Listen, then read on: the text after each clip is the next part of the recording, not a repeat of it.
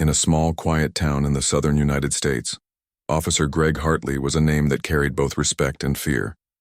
For over 2 decades, he had worn the badge with pride, patrolling the streets and enforcing the law as he saw fit. To some, he was a symbol of authority and order. To others, he was a man whose actions were often clouded by prejudice and hatred. But no one could deny that Greg Hartley's presence always left an impression, whether it was good or bad, depended on who you asked. On this particular morning, the sun rose lazily over the sleepy town, casting golden rays across the neatly trimmed lawns and quiet neighborhoods. The air smelled faintly of freshly cut grass, and birds chirped cheerfully from the trees lining the sidewalks. It seemed like any other ordinary day. Greg Hartley sat in his patrol car sipping lukewarm coffee from a paper cup. His radio crackled occasionally, but there were no urgent calls to attend to. The streets were calm, almost too calm for someone who thrived on drama and control. Greg wasn't particularly fond of slow days. He liked action, confrontation, and situations where he could flex his authority. On busy shifts, he would pull people over for minor infractions, like driving 5 miles above the speed limit or having a broken taillight, and lecture them about how rules are rules. Sometimes those lectures turned into something uglier, especially if the person sitting behind the wheel didn't look like him. Over the years, rumors had spread about Greg's behavior toward black residents, immigrants, and anyone else he deemed out of place. But nothing had ever stuck. Complaints against him were brushed aside, and internal investigations always came up empty. After all, Greg Hartley knew how to play the game. As he scrolled through social media on his phone, killing time between patrols, Greg noticed something unusual out of the corner of his eye. A tall, muscular man wearing military fatigues walked briskly down the sidewalk. His posture was confident, his stride purposeful. At first glance, Greg thought he might be one of the local veterans, but something about the scene bothered him. This man looked younger, stronger, and somehow different. The man's skin was dark, and Greg immediately felt uneasy. In his mind, certain stereotypes clicked into place. Without giving it much thought, he rolled down his window and called out sharply, "Hey, you! Stop right there!" The man paused mid-step, turning around slowly to face the source of the voice. His expression was calm, though his eyes narrowed slightly as they met Greg's. "Is there something wrong, sir?"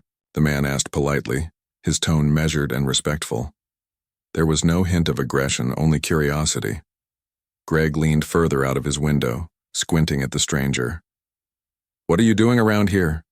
he demanded, his voice laced with suspicion. "This isn't your neighborhood?"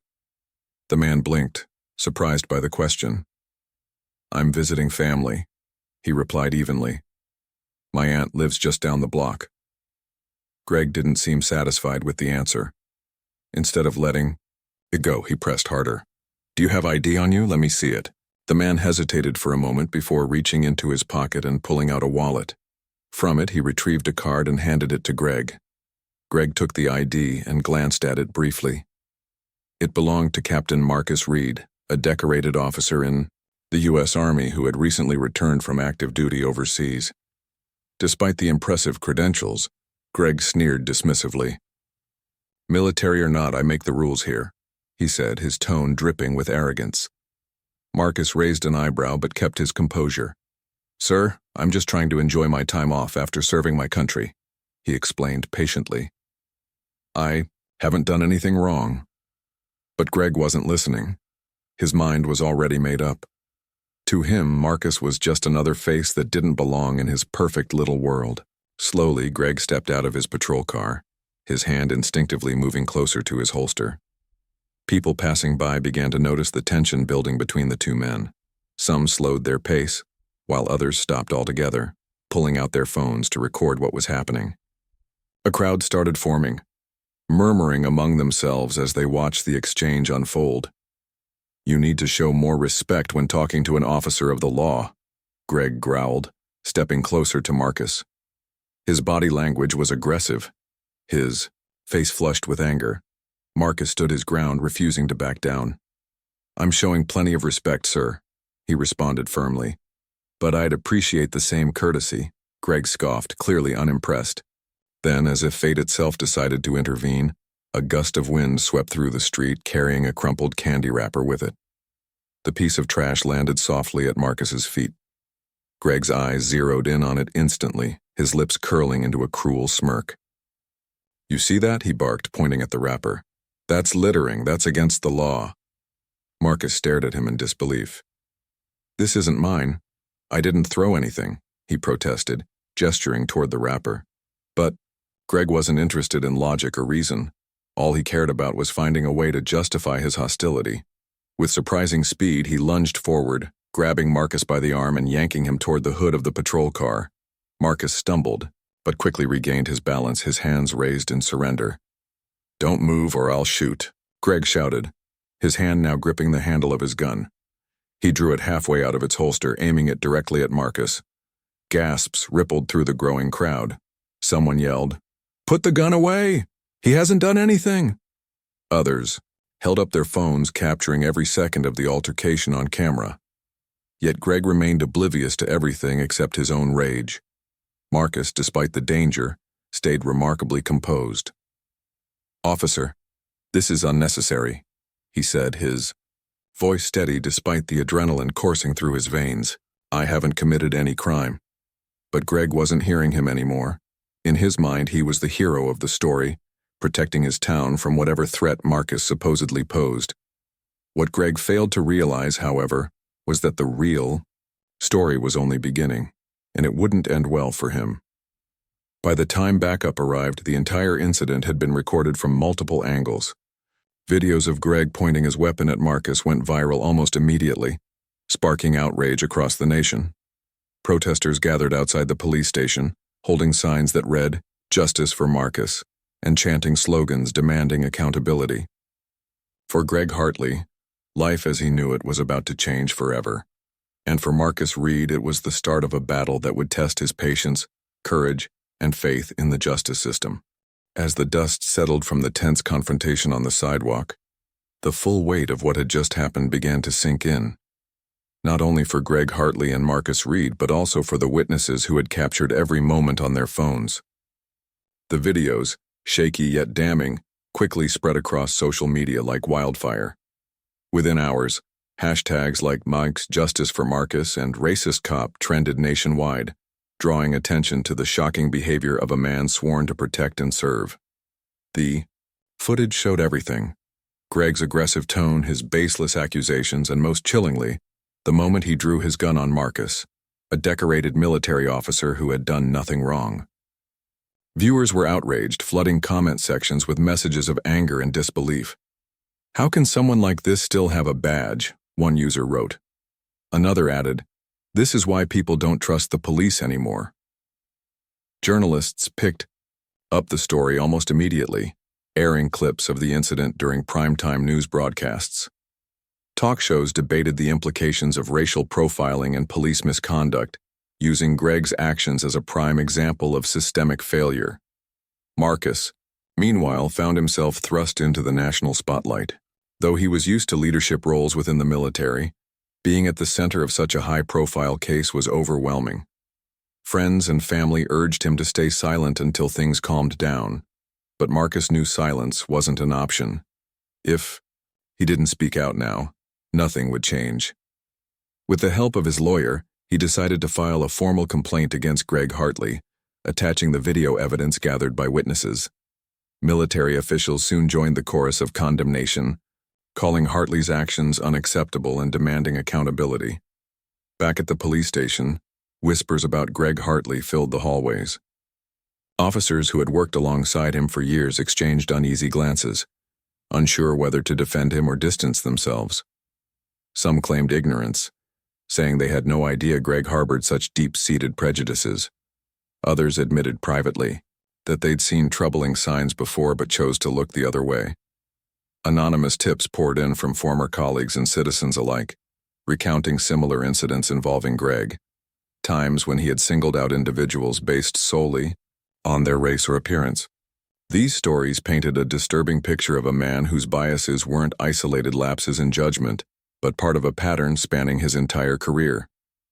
The public outcry forced the department to act swiftly. An internal investigation was launched, led by an independent oversight committee tasked with reviewing Greg's conduct over the past 2 decades. Investigators combed through old cases, revisiting complaints that had been dismissed without proper examination. They interviewed victims, witnesses, and even former partners who had once defended Greg but now felt compelled to share the truth. What emerged was a trail of unchecked abuse of power, discriminatory practices, and a blatant disregard for the rights of marginalized communities. Greg, for his part, tried to downplay the situation. At first, he insisted he had acted appropriately, claiming Marcus posed a potential threat despite zero evidence to support that claim. When pressed about his use of force, Greg argued that pointing his gun was standard protocol in situations where he felt endangered. But when confronted with the videos showing Marcus's calm demeanor and cooperation, even Greg's staunchest supporters struggled to justify his actions. His excuses sounded hollow, especially when paired with audio recordings capturing racial slurs muttered under his breath during the altercation. As the investigation progressed, pressure mounted from all sides. Protesters gathered daily outside the police station, holding vigils and chanting slogans. Local politicians called for Greg's immediate suspension, while civil rights organizations demanded transparency and justice. Even national figures weighed in, amplifying the call for accountability. One prominent activist tweeted, "If we let this slide, it sends a message that racism and violence are acceptable in law enforcement. We cannot allow that." Faced with mounting scrutiny, Greg was placed on administrative leave pending disciplinary action. Stripped of his badge and gun, he retreated to his home, avoiding reporters camped outside his driveway. Inside, however, the walls seemed to close in around him. For the first time in his life, Greg felt powerless. Calls and texts from friends dwindled to nothing, leaving him isolated. His wife, Sarah, initially stood by him, defending his integrity to neighbors and relatives. But as more details emerged about his past behavior, she grew increasingly disillusioned. Late one night, after another heated argument, she packed a suitcase and left, taking their teenage son with her. "I can't live like this anymore," she told him tearfully. "You've ruined us." Without the structure of his job or the support of his family, Greg spiraled into despair. He spent hours watching news coverage of the incident, growing angrier with each passing day. In his mind, everyone was against him: Marcus, the media, the protesters, even his own colleagues. He convinced himself that he was the real victim, a scapegoat for a society obsessed with political correctness. Yet deep down, a small voice whispered doubts. Was he really blameless? Had he truly done nothing wrong? Meanwhile, Marcus continued navigating the whirlwind surrounding him. Despite the stress, he remained focused on seeking justice, not just for himself but for others who had suffered similar injustices. He gave interviews to major networks, speaking eloquently about the need for reform in law enforcement. "This isn't about revenge," he emphasized repeatedly. "It's about ensuring that no one else has to go through what I did. Accountability is the first step toward healing." His words resonated with millions, earning him widespread admiration. Supporters sent letters of encouragement, praising his courage and resilience. Veterans groups rallied behind him, organizing fundraisers to cover legal expenses. Even strangers stopped him on the street to thank him for standing up against injustice. While the attention was flattering, Marcus stayed grounded, reminding himself of the bigger picture. This fight wasn't personal. It was about dismantling systems that perpetuated inequality. Finally, after weeks of deliberation, the Oversight Committee released its findings. The report was scathing, detailing numerous instances of misconduct and bias throughout Greg's career. It concluded that his actions during the confrontation with Marcus constituted gross negligence and violated both departmental policies and federal laws. Recommendations included termination, criminal charges, and mandatory sensitivity training, programs for all officers. When the verdict came, Greg was summoned to a closed-door meeting with top brass. Sitting across from them, he looked smaller somehow, defeated and drained. As they informed him of their decision, his face flushed red with shame and fury. "You're making a mistake," He spat bitterly. "I was doing my job." But the room remained silent, the weight of the evidence too heavy to ignore. By the end of the meeting, Greg Hartley was officially fired from the police force, stripped of his pension, and banned from working in law enforcement ever again. News of his dismissal dominated headlines, sparking celebration among activists and renewed calls for broader reforms. For many, it was a victory, a rare instance of accountability in a system often criticized for protecting its own. But for Greg, it marked the beginning of a long, painful reckoning. As he walked out of the station, cameras flashing and reporters shouting questions, he realized how far he had fallen. The man who once prided himself on authority and control now faced a world that saw him as a symbol of everything wrong with policing. After losing his job and facing public disgrace, Greg Hartley's life unraveled in ways he could never have imagined. The man who once commanded respect, or at least fear, on the streets of his small town, now found himself ostracized by nearly everyone he knew. His reputation, once a shield against criticism, had become a scarlet letter branding him as a racist and an abuser of power. For weeks after his firing, Greg holed up in his modest home, blinds drawn and curtains closed, trying to escape the judgmental eyes of the world outside. At first, denial consumed him. He refused to accept responsibility for what had happened, blaming everyone else for his downfall. "Marcus set me up," he muttered under his breath during sleepless nights. "The media twisted everything. They're just looking for someone to hate." To Greg, the videos of the altercation were edited lies taken out of context to make him look like a monster. Even when friends stopped returning his calls and neighbors crossed the street to avoid him, he convinced himself they were cowards, too afraid to stand by him in his time of need. But as days turned into weeks, reality began to seep through the cracks in his defenses. One evening, while scrolling aimlessly through social media, Greg stumbled upon a documentary about racial injustice. At first, he scoffed at the title, assuming it would be another biased attack on law enforcement. But something made him click play anyway. Maybe it was boredom, or maybe it was curiosity. Whatever the reason, that decision changed everything. The film opened with stories of Black Americans who had been victims of police brutality, men and women whose lives were cut short because of prejudice and fear. It featured interviews with grieving families, activists fighting for reform, and even former officers who admitted their own biases. As Greg watched, he felt a strange mix of anger and discomfort. Part of him wanted to turn it off, to dismiss it as propaganda. But another part, a quieter, more vulnerable part, couldn't look away. One segment hit especially close to home. A retired officer recounted a moment from his career when he had profiled a young black man simply because of how he dressed. "I thought I was doing my job," the man said, his voice heavy with regret. "But later, I realized I had judged him based on stereotypes, not facts. That realization haunts me to this day." Greg paused the video, staring blankly at the frozen image on the screen. For the first time, he saw himself in someone else's story. Over the next few days, Greg couldn't shake the thoughts swirling in his mind. He replayed the incident with Marcus over and over again, analyzing every detail. What if Marcus hadn't been calm?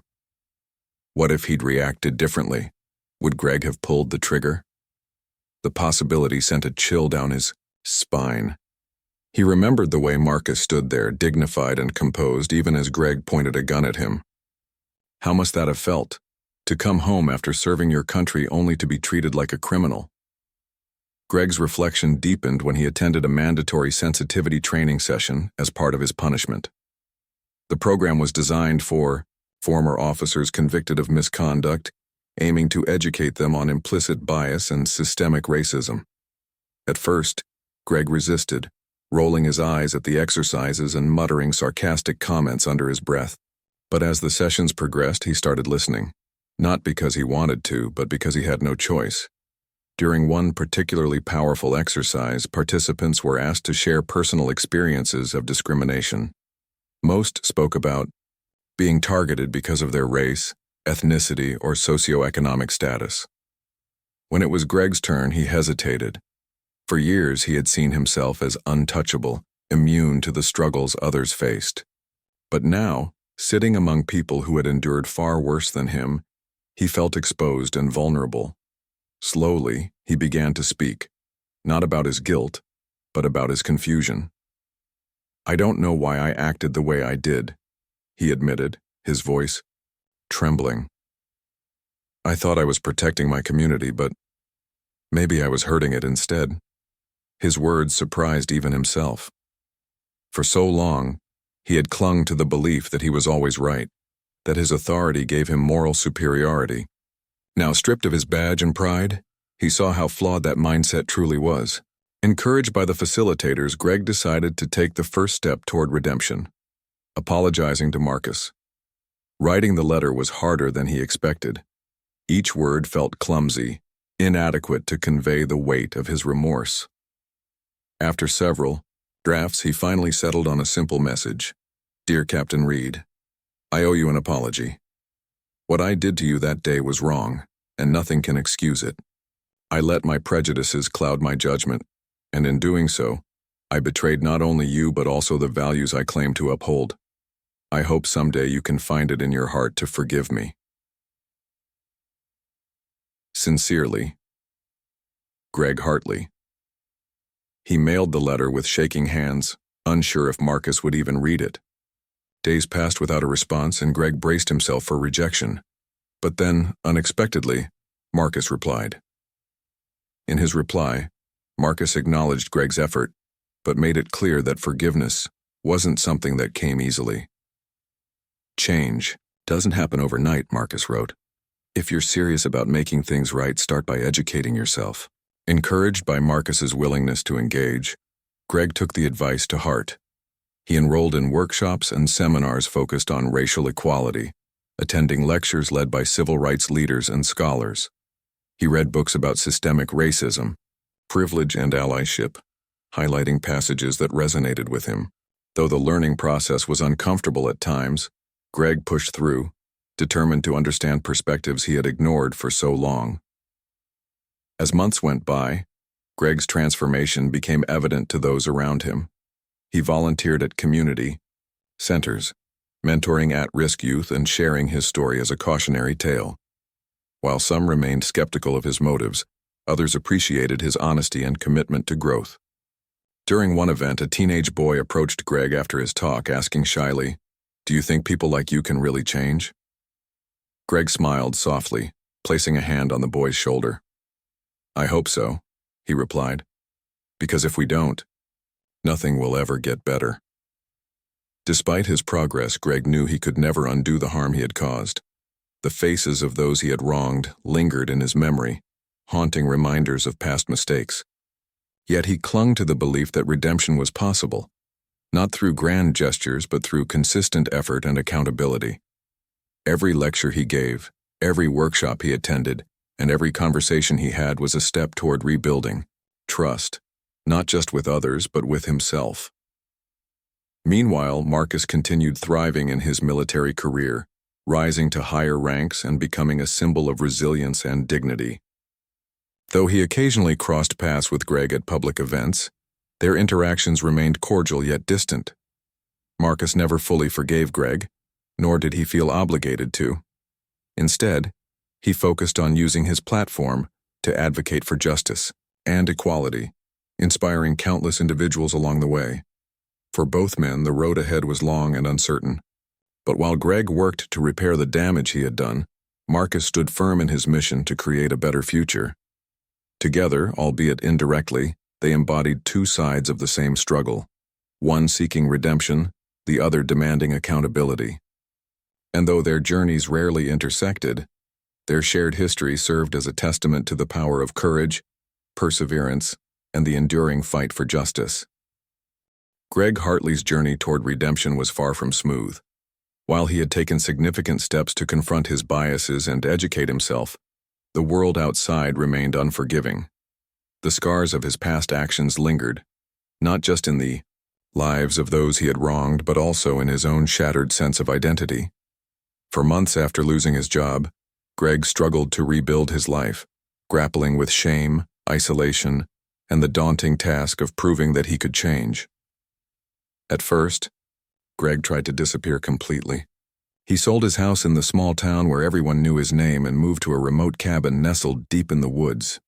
There, surrounded by towering trees and the sounds of nature, he hoped to escape the judgmental stares and whispered accusations that followed him everywhere. But solitude brought its own challenges. Without distractions, Greg found himself haunted by memories of the incident with Marcus and countless other moments from his career when he had let prejudice guide his actions. Sleep eluded him, and when it came, it was often interrupted by nightmares. During one particularly restless night, Greg sat by the fireplace, staring into the flickering flames. His mind wandered back to Marcus's letter, the words, "Start by educating yourself," echoing in his thoughts. It was a simple phrase, yet it carried immense weight.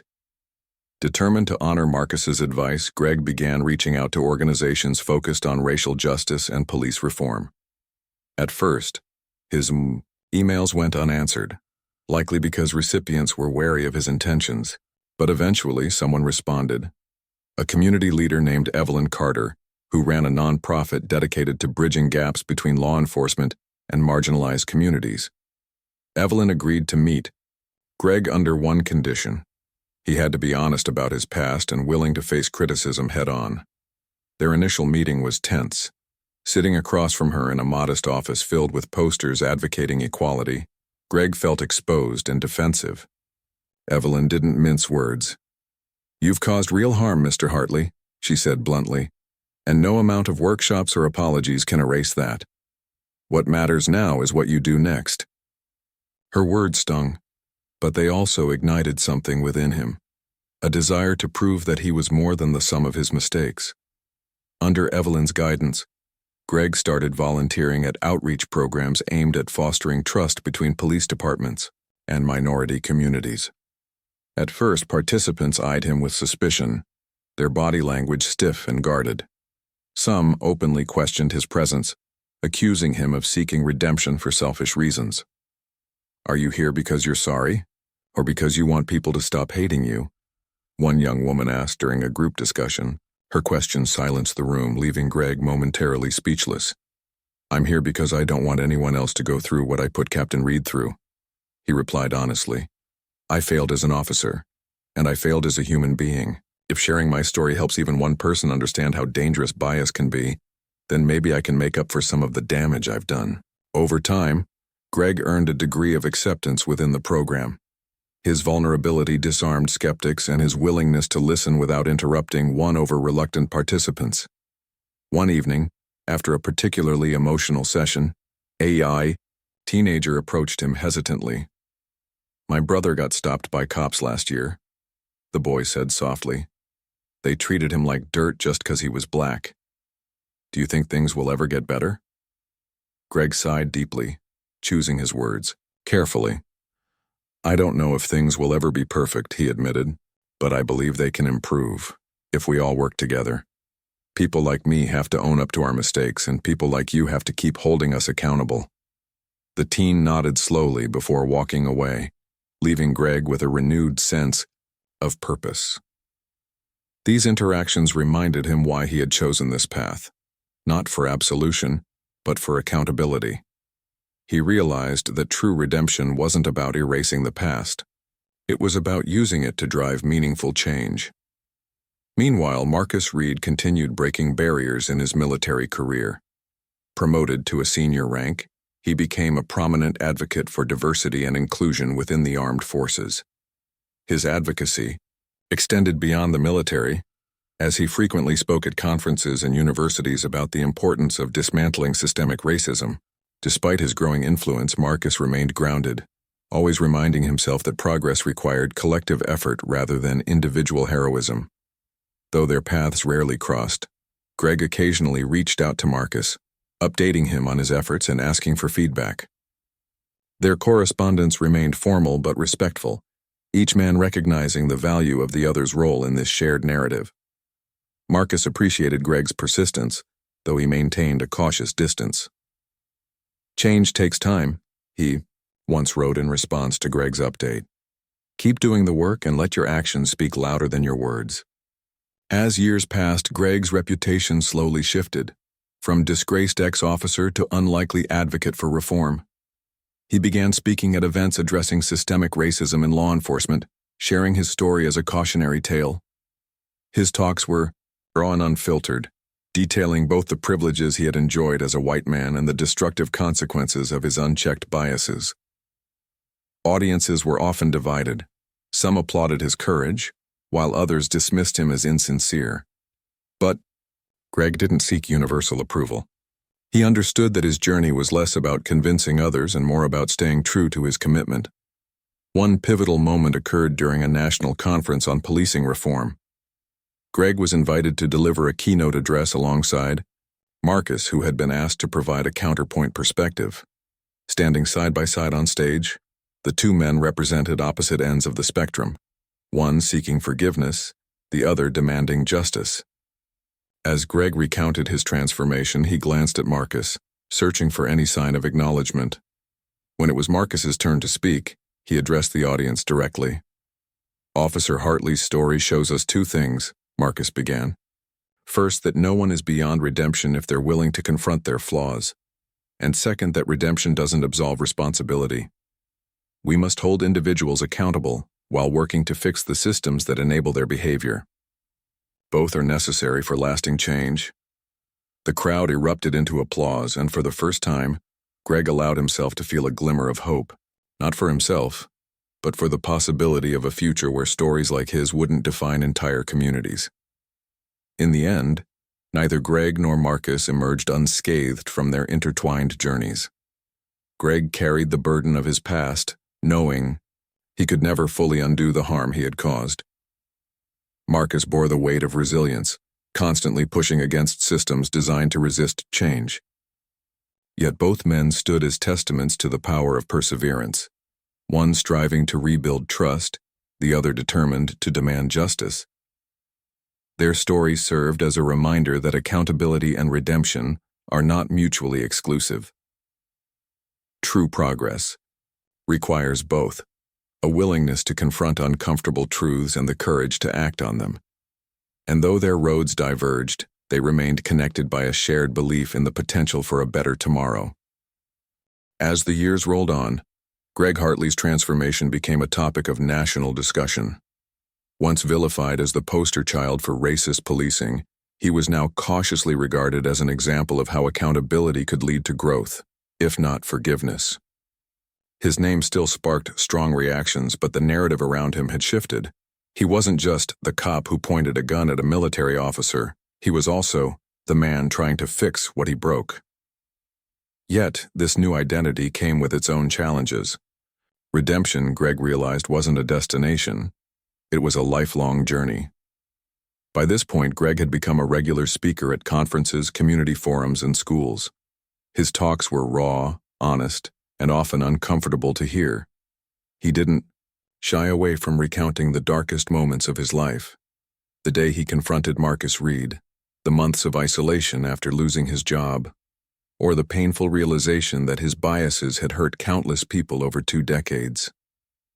But he also shared the steps he'd taken to change, attending workshops, volunteering in marginalized communities, and confronting his own privilege.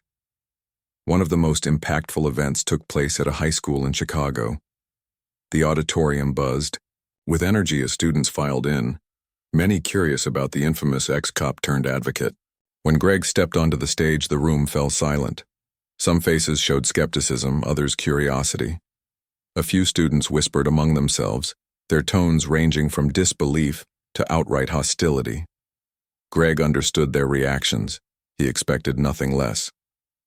"Let me start by saying I don't deserve your trust," Greg began, his voice steady despite the weight of the moment.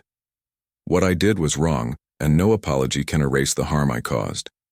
But if my story helps even one person recognize their own biases before they act on them, then maybe I can make some amends." He went on to describe the incident with Marcus, leaving out no details. He admitted his fear, anger, and prejudice, acknowledging how those emotions had clouded his judgment. By the end of his speech, the room was quiet, save for the occasional sniffle from students moved by his candor. During the Q&A session, hands shot up eagerly. One student asked, Do you think you'll ever be forgiven? Greg hesitated before answering. I don't know, he said. And honestly, I'm not asking for forgiveness. What I want is to create a world where incidents like mine never happen again. His words resonated deeply with many attendees. Teachers reported that students continued discussing the talk long after Greg left, debating themes of accountability, redemption, and systemic racism. For Greg, these moments of connection fueled his determination to keep pushing forward. Meanwhile, Marcus Reed remained a towering figure in the fight for justice. Now a colonel in the U.S. Army, he commanded respect not only for his military achievements, but also for his advocacy work. He traveled extensively, speaking at universities, policy summits, and grassroots organizations. His message was clear. While individual accountability mattered, systemic reform was equally crucial. We can't focus solely on punishing bad actors, he often said. We must dismantle the structures that enable discrimination and abuse of power. That's the only way to achieve lasting change. Despite their vastly different roles, Greg and Marcus occasionally crossed paths at public events. Their interactions remained cordial yet distant, marked by mutual respect but lacking intimacy. Marcus acknowledged Greg's efforts without endorsing them fully. In private conversations, he emphasized that personal growth didn't exempt someone from systemic responsibility. You're doing good work, Marcus told Greg during one such encounter. But remember, it's not about you. It's about the bigger picture, changing policies, educating future officers, and protecting vulnerable communities. Greg nodded solemnly, absorbing Marcus's words. He knew Marcus was right. His redemption wouldn't matter unless it contributed to broader reforms. With this in mind, Greg expanded his efforts beyond public speaking. He collaborated with legal experts, academics, and activists to draft proposals for police reform. These included measures like mandatory bias training, independent oversight boards, and stricter consequences for misconduct. Though progress was slow, his contributions earned recognition from unlikely allies, including civil rights groups that once denounced him. However, not everyone welcomed Greg's involvement. Critics argued that giving him a platform undermined the seriousness of his past actions. Why should we listen to someone who terrorized innocent people? One activist demanded during a heated panel discussion. Greg listened quietly, letting the criticism wash over him. When it was his turn to respond, he spoke plainly. You're absolutely right. I don't deserve a platform. But I'm here because I believe my mistakes can serve as lessons for others. If hearing my story prevents one officer from making the same errors, then it's worth it. The audience erupted into applause, though some remained unconvinced. Greg accepted this reality. He knew he couldn't win everyone over, nor did he expect to. What mattered was staying committed to the cause, regardless of the backlash. Back in his personal life, Greg faced ongoing struggles. Rebuilding relationships proved harder than he anticipated. His wife, Sarah, had remarried and started a new family, leaving little room for reconciliation. His teenage son, now grown, maintained limited contact, expressing cautious optimism about Greg's changes but refusing to fully embrace him. "Dad, I'm proud of what you're doing," he said during a rare phone call. "But you have to understand it's going to take time for me to trust you again." Greg accepted this, knowing he couldn't rush forgiveness. Instead, he poured his energy into mentoring young men and women entering law enforcement. Through partnerships with local academies, he conducted seminars on ethical policing, emphasizing empathy, accountability, and cultural competence. Many cadets found his insights invaluable, particularly when he shared real-life examples of how unchecked biases could escalate situations unnecessarily. One cadet, a young black woman named Jasmine, approached Greg after a session, her eyes filled with determination. "Thank you for being honest," she said. "A lot of instructors sugarcoat things, but you tell it like it is. That's exactly what we need to hear." Greg smiled, feeling a surge of pride. Moments like these reminded him why he persisted despite the challenges. Every conversation, every workshop, and every interaction was a chance to plant seeds of change, seeds that might grow into something meaningful someday. As for Marcus, his legacy continued to inspire. Beyond his military duties, he founded a nonprofit organization dedicated to supporting victims of police brutality and advocating for policy reforms. The initiative quickly gained traction, drawing support from celebrities, politicians, and everyday citizens alike. Marcus used his platform wisely, always centering the voices of those directly affected by injustice. "This isn't about me," he reiterated repeatedly. "It's about amplifying the stories of those who've been silenced." Though Greg and Marcus occupied different spheres, one working within the system, the other challenging it, they shared a common goal: creating a safer, fairer society. While their methods differed, their commitment to justice united them in spirit. Together, albeit indirectly, they embodied the dual forces needed for meaningful change: accountability and advocacy. Years later, as Greg stood on another stage, addressing a crowd of aspiring officers, he reflected on how far he'd come. He thought about Marcus, whose resilience had inspired so many, and about the countless individuals whose lives had been touched by both their journeys. Redemption, Greg realized, wasn't about erasing the past. It was about using it to build a better future. And though the road ahead remained uncertain, he walked it with hope, humility, and unwavering resolve. Years had passed since the fateful day that changed both Greg Hartley's and Marcus Reed's lives forever. The scars of that incident, emotional, societal, and systemic, still lingered, but they no longer defined either man. Instead, their journeys had become intertwined threads in a larger tapestry of justice, accountability, and resilience. Each carried the weight of their past differently, yet both remained steadfast in their commitment to creating a better future. For Greg, the road to redemption was paved with challenges, victories, and moments of profound introspection. By now, he had earned a reluctant respect from many who once despised him. His name was no longer synonymous with racism and abuse of power. Instead, it represented the possibility of transformation, even for those who seemed irredeemable. That didn't mean everyone forgave him. Some victims of his past misconduct refused to acknowledge any change, insisting that his actions could never be undone. And Greg understood. Forgiveness wasn't something he sought anymore. It was something he hoped would come naturally, if at all. One evening, as Greg sat alone in his cabin surrounded by books on racial equity and social justice, he reflected on how far he'd come.